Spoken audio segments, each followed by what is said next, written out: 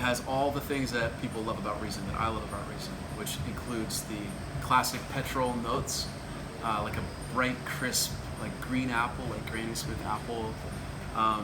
But it's so subtle. It's like it doesn't hit you over the head with anything. It's really, really light and nice, and the acidity is so crisp that on a hot day like today, it's just perfect. It's exactly what I want in a white wine. I like Riesling, but are all Riesling sweet? Right. So there's a misnomer that Riesling is all sweet, and in fact, much of it is very, very dry. So if a lot of people say that their moms, like our moms, all think Riesling is very sweet, and that's what we all associate it with, because a lot of the wine that was brought in earlier in the last century was quite sweet.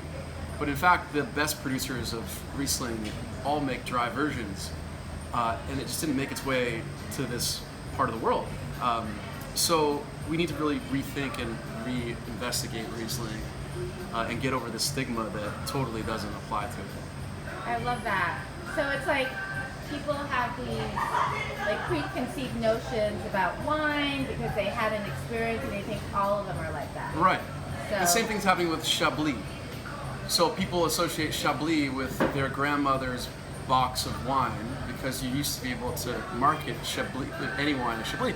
But in fact, classic Chablis from Burgundy is beautifully dry. It has nothing to do with what the grocery stores were pawning on people for years and years. So getting out of your own head about what you like or don't like is really important. And that's what we try to do, is put you into the stuff that you didn't expect you were going to love.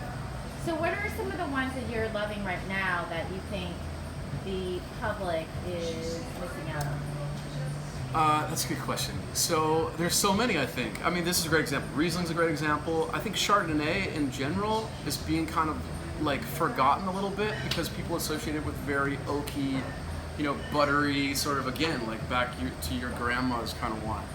When in fact, there's more and more producers making beautiful examples that are exactly not that. And so it's unfortunate that they went running to Sauvignon Blanc, which is really nice, of course, but I think it's time for people to come back and check out Chardonnay again, because there's just so many great examples being made across the world at great prices too. All right, thanks, Tom. So Yeah. we'll be showing some new Chardonnays that Okay, great. you think we're missing out on in the next video. Yeah. Okay.